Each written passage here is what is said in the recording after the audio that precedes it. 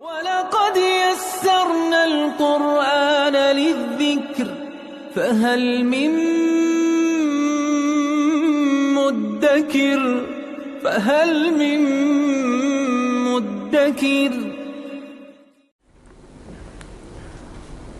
اعوذ باللہ من الشیطان الرجیم بسم اللہ الرحمن الرحیم الحمد للہ رب العالمین وصلی اللہ علی سیدنا و نبینا ابی القاسم المصطفى محمد وعلى آلہ الطیبین الطاہرین المعصومین اما بعد اعوذ باللہ من الشیطان الرجیم بسم اللہ الرحمن الرحیم وَلَقَدْ عَلِمْتُمُ الَّذِينَ اعْتَدَوْا مِنْكُمْ فِي السَّبْتِ فَقُلْنَا لَهُمْ كُونُوا قِرَدَةً خَاسِئِينَ صدق اللہ العلی العظیم۔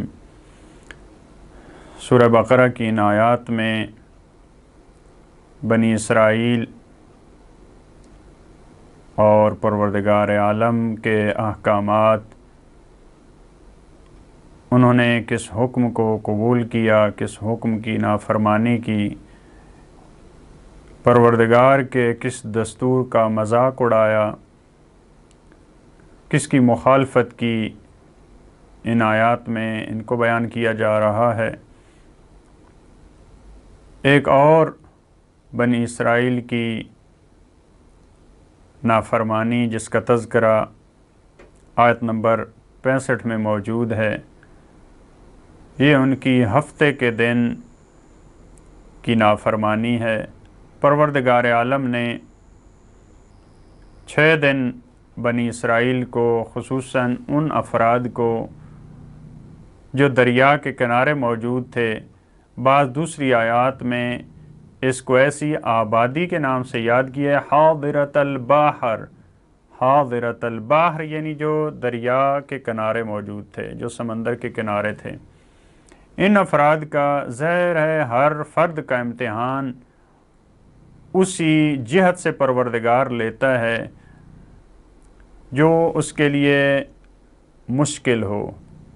دکاندار کا اپنا امتحان ہے، اس حوالے سے عالم دین کا اپنا امتحان ہے، ایک طالب علم کا ایک اپنا امتحان ہے، ایک ڈاکٹر کا اپنا امتحان ہے۔ ہر فرد کا پروردگار اسی حساب سے جو اس کا پیشہ امتحان لیتا ہے۔ تو ان کا امتحان پروردگار نے اس طرح سے لیا کہ 6 دن آپ شکار کر سکتے ہیں، لیکن ہفتے کے دن تمہیں شکار نہیں کرنا۔ تو دیکھیں پروردگار کس طرح سے امتحان لیتا ہے۔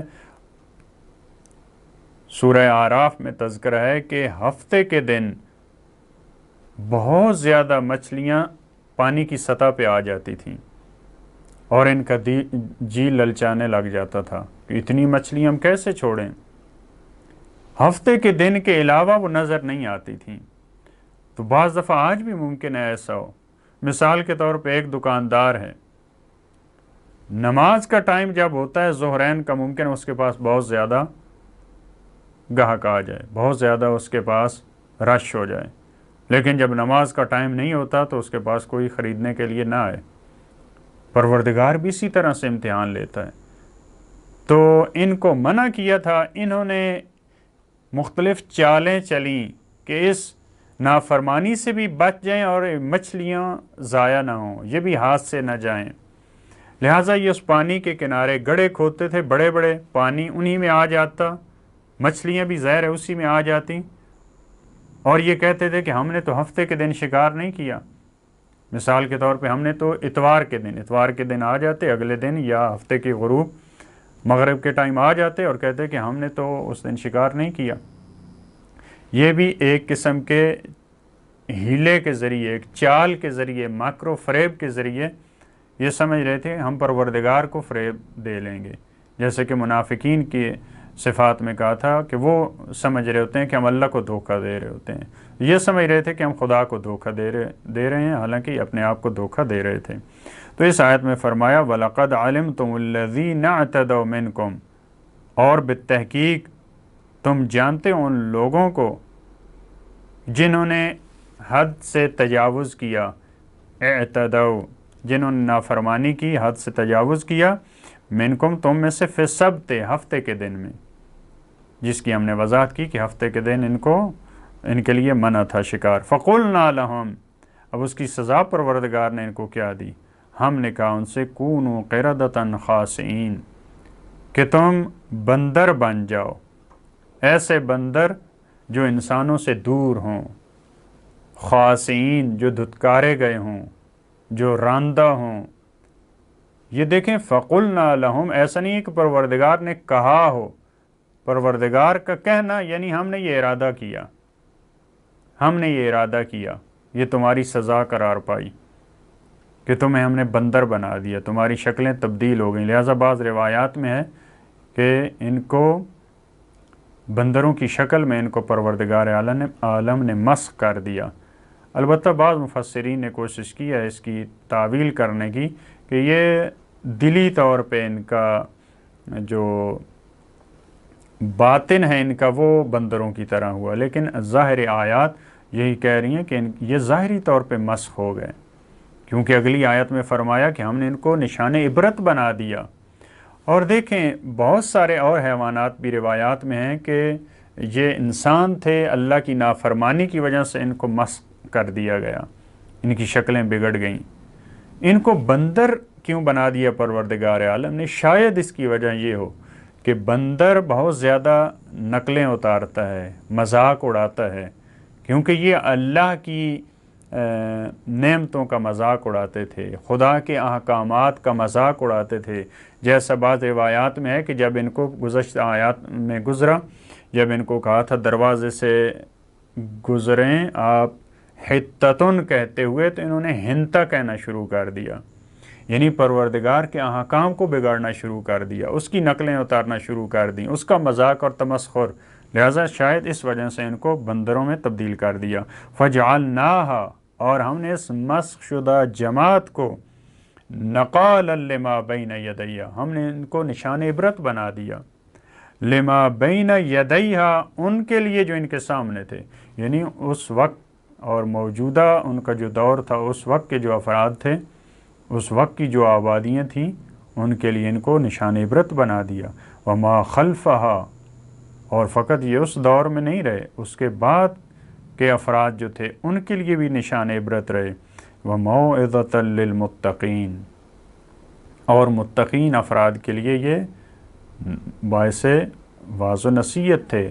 متقین جو اللہ سے ڈرنے والے افراد ہیں، وہ ان سے واعظ و نصیحت لیتے تھے، وہ کہتے تھے کہ ہمیں اس طرح کا کام نہیں کرنا چاہیے. اس کے بعد پھر ایک اور واقعہ جس میں بنی اسرائیل کا ایک اور آپ کہہ سکتے ہیں کہ برا کارنامہ ہے. انہوں نے ایسا کام کیا جس میں بھی پروردگار کے احکام کی اور دستورات کی نافرمانی ہے. وہ گائے کے ذبح کا واقعہ ہے جو بہت معروف ہے، اسی وجہ سے سورہ بقرہ کا نام بھی اسی آیت اور انہی آیات کی وجہ سے بقرہ پڑا، کیونکہ بقرہ گائے کو کہتے ہیں. اور اس آیت میں آیت نمبر 67 میں اسی کا تذکرہ ہے. وَإِذْ قَالَ مُوسَىٰ لِقَوْمِهِ، جب حضرت موسیٰ نے اپنی قوم سے کہا، إِنَّ اللَّهَ يَأْمُرُكُمْ، یقیناً تمہارا پروردگار تمہیں حکم دے رہا ہے، أَن تَذْبَحُوا بَقَرَةً، کہ تم کسی ایک گائے کو ذبح کرو. بقرہ نقرہ ہے، کسی بھی گائے کو، اس میں کوئی شرط نہیں تھی کہ اس قسم کی گائے ہو. قالوا اتتخذنا ہزوا، تو انہوں نے حضرت موسیٰ سے کہا کیا تم ہمارا مذاق اڑا رہے ہو؟ کیونکہ بنی اسرائیل میں ایک شخص کو قتل کر دیا گیا تھا، اور حضرت موسیٰ کے پاس آئے کہ آپ ہمیں بتائیں قاتل کون ہے. اللہ کے حکم سے حضرت موسیٰ نے فرمایا کہ آپ گائے کو ذبح کریں. اس کا کچھ اشارہ بعد والی آیات میں ہے کہ گائے کے ایک حصے کو آپ مقتول کے ساتھ لگائیں گے تو مقتول زندہ ہو کر خود بتائے گا کہ میرا قاتل کون ہے. لہٰذا انہوں نے کہا ہمارا مذاق اڑا رہے ہیں. ہم نے پوچھا قاتل کون ہے، آپ کہہ رہے ہیں گائے کو ذبح کریں، لہٰذا ہمارا مذاق نہ اڑائیں. قال اعوذ باللہ ان اکون من الجاہلین، حضرت موسیٰ نے فرمایا کہ میں اللہ کی پناہ مانگتا ہوں کہ میں جاہلین میں سے ہوں. یعنی مذاق اڑانا، دوسروں کا تمسخر، یہ جاہلوں کی علامت ہے. البتہ جاہلین، جہل کا لفظ پہلے بھی ہم نے عرض کیا کبھی علم کے مقابلے میں آتا ہے، کبھی عقل کے مد مقابل ہے. تو یہاں حضرت موسیٰ جو فرما رہے ہیں اعوذ باللہ ان اکون من الجاہلین، یہاں پہ عقل کے مقابلے میں ہے، یعنی میں اللہ کی پناہ مانگتا ہوں کہ میں جاہلین میں سے ہوں، میں بے وقوفوں میں سے ہوں۔ یعنی یہ ہمارے لیے بھی پیغام ہے کہ اللہ کے احکامات کا وہ یا لوگوں کا وہ مذاق اڑاتے ہیں جو جاہل ہوتے ہیں، جو نادان ہوتے ہیں۔ لہٰذا دیکھیں، ان کو ایک گائے کے ذبح کرنے کا حکم تھا، لیکن ان کو اس حکم کی علت، اس کی حکمت اور فلسفہ سمجھ میں نہیں آ رہا، تو یہ کہہ رہے ہیں آپ ہمارا مذاق اڑا رہے ہیں۔ اس میں ایک اور ہمارے لیے پیغام ہے کہ اگر ہمیں کسی حکم کی حکمت اور اس کا فلسفہ پتہ نہیں چلتا تو ہمیں الہی احکامات کا مذاق نہیں اڑانا چاہیے۔ اللہم صل علی محمد و آل محمد۔